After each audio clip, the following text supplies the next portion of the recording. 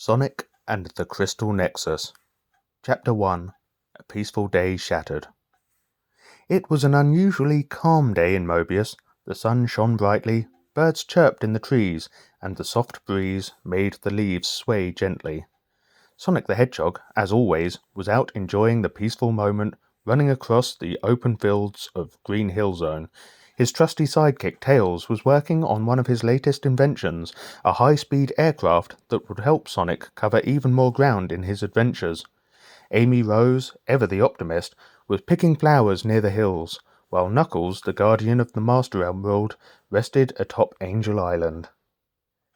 The tranquility was broken by an urgent beep from Tails' communicator. The fox's eyes widened as he looked at the screen, which displayed a holographic image of Knuckles. "Sonic, Tails, you need to get to the Rift Zone. There's something dangerous going on." Knuckles' voice was strained with worry. Sonic didn't hesitate for a second. "The Rift Zone? That's a legend, right? It's been thought to be just some old myth." He shot a glance at Tails, who had already started packing up his tools. "We better check it out. Knuckles doesn't sound like he's messing around." With Tails piloting the tornado, they quickly made their way to the Rift Zone, a mysterious and uncharted area of Mobius that had been hidden from the public eye for centuries. Rumor had it that the Rift Zone was an unstable place where the laws of nature didn't always apply and strange, warped creatures roamed. No one had ever dared to venture there, and for good reason. As they arrived, the skies above seemed darker, almost as if the very fabric of space itself was being stretched and twisted. Sonic and Tails were immediately struck by the eerie atmosphere.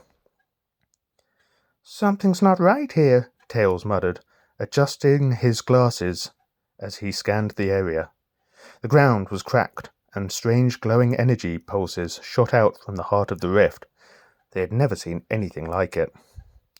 Knuckles appeared from behind a massive rock, his face grim. "You're right. Something's been messing with the rift's energy fields, and I think I know who." Sonic raised an eyebrow. "Eggman?" Knuckles nodded. "He's here. He found something. Something powerful." Sonic's heart skipped a beat. Robotnik had never been one to settle for simple world domination schemes. Whatever he had found, it had to be big. Chapter 2. The Crystal Nexus. As the team ventured deeper into the Rift Zone, they came across a massive structure glowing with an unnatural light. It looked like an ancient ruin, but unlike anything they had seen before. At its center was a radiant stone, more of a crystalline formation, floating above an altar. The stone pulsed with energy, sending ripples through the air. "That's it, isn't it?" Sonic asked, his voice low with awe. Tails pulled up a digital readout from his portable scanner. "This is unlike anything in Mobius's history. The readings are off the charts. This is the Crystal Nexus. It's a legendary artifact said to have the ability to manipulate time and space itself." Robotnik's voice suddenly crackled through the air, booming from hidden speakers. "Hey, so you found my little treasure. It won't matter, though. With the power of the Crystal Nexus, I'll bend reality to my will." A wave of energy shot out from the Nexus, and the ground began to shake. The team was thrown back as the stone flared to life, enveloping the area in a shimmering light. When the light faded, they found themselves no longer in the Rift Zone, but in a completely different environment, a distorted version of Mobius. The sky was green, the trees twisted unnaturally, and buildings floated in midair, defying gravity. "Looks like Robotnik's messing with more than just our world," Knuckles muttered. "We've got to stop him." Chapter 3. Distorted Realities. The world around them began to warp further, and the team was thrown into a series of dangerous, surreal environments. As they ventured deeper into this altered Mobius, they encountered strange versions of familiar places. In one version of Green Hill Zone, the ground was covered with sharp, spiked crystals that sent shockwaves every time they were touched. In another, The once peaceful forest of the Mystic Ruins had turned into a labyrinth of mechanical traps, all designed by Robotnik to hinder their progress. But the strangest part was the creatures. Robotnik wasn't the only one who had been affected by the Nexus. The warping energies of the stone had begun to twist creatures into vicious versions of themselves. Sonic encountered an alternate version of himself.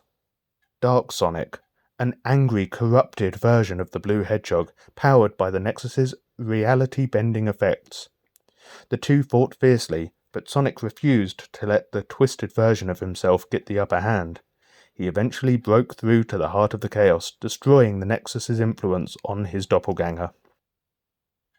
"Come on, buddy," Sonic said, looking at the shattered form of Dark Sonic. "This isn't you. We gotta stop Eggman." But their trials were far from over. As they moved forward, they discovered that Robotnik had not only used the Nexus to distort the world, but also to summon powerful allies from other timelines. Shadow the Hedgehog, Metal Sonic, and even Chaos the Water God. Each of them had been corrupted by the Nexus and controlled by Robotnik's will. Chapter 4. Silver's Arrival. Just when it seemed like all hope was lost, a new ally appeared. Silver the Hedgehog, who had travelled from a future timeline to prevent the collapse of reality, was the key to understanding the true power of the Nexus. "Sonic, Tails, Knuckles," Silver said, materializing out of a bright flash of light. "I came here because the Nexus is more dangerous than you realize. If Robotnik keeps using it, he'll tear apart the very fabric of time and space. The entire universe could collapse into a single chaotic point." Sonic looked at Silver, impressed by his calm demeanor. "So, you're here to help?" "Absolutely," Silver replied. "But we have to work together to stop Robotnik and destroy the Nexus. It's the only way to restore balance." Chapter 5. The Final Showdown. The group made their way to Robotnik's lair, now located within the heart of a massive floating fortress that appeared to be a fusion of multiple realities. As they neared the center, they could feel the air growing thicker with energy. The Nexus pulsed with power, sending out waves of distortion through the air. Robotnik stood atop a platform, his mechanical body fused with the Nexus itself. "At last, I have everything I need to rule this universe. No one will stop me now." Sonic and his friends fought their way through Robotnik's defenses, battling his robotic minions and the warped versions of their enemies. Finally, they reached Robotnik, who had activated the full power of the Nexus. The world around them began to crumble, and the sky turned a dark, swirling vortex. Silver stepped forward, his psychic abilities glowing brightly as he attempted to disrupt Robotnik's control over the Nexus. "This ends now, Robotnik!" With a burst of energy, Silver managed to weaken Robotnik's hold on the Nexus, but not before Robotnik summoned a final powerful form, Perfect Chaos. The massive, water-based creature loomed over the team, its power amplified by the Nexus. Sonic, fueled by his need to save the world, pushed forward with incredible speed, dodging the devastating attacks from Perfect Chaos. As Sonic reached the heart of the Nexus, Tails and Knuckles worked together to disrupt its energy flow, while Silver used his telekinesis to stabilize the area. In a final explosive battle, Sonic managed to deliver a powerful blow to the Nexus, shattering the crystal. The shock wave from the explosion caused the Nexus to collapse in on itself, breaking the connection between the distorted realities and restoring the world to normal. Robotnik, defeated once again, let out a scream of frustration. "I hate that hedgehog!" as he was sent flying from the shattered remains of the Nexus. "This isn't over, Sonic!" he yelled, retreating into the distance. Chapter 6. A New Beginning. With the Nexus destroyed and reality restored, Sonic and his friends gathered together, grateful for their victory. The Rift Zone began to heal, and the strange disturbances ceased. Silver, now knowing that his mission was complete, turned to Sonic. "I have to return to my future now. But remember, you can't always rely on luck to save the day. The Nexus was just one of many powerful forces out there." Sonic nodded. "Don't worry, Silver. We've got it covered. Whatever comes our way, we'll face it together. Tails turned to Sonic. So, what's next? Sonic grinned. The usual, saving the world one adventure at a time. And with that, they set off for their next adventure, knowing that no matter what came their way, they would always be ready to face it at full speed. The end.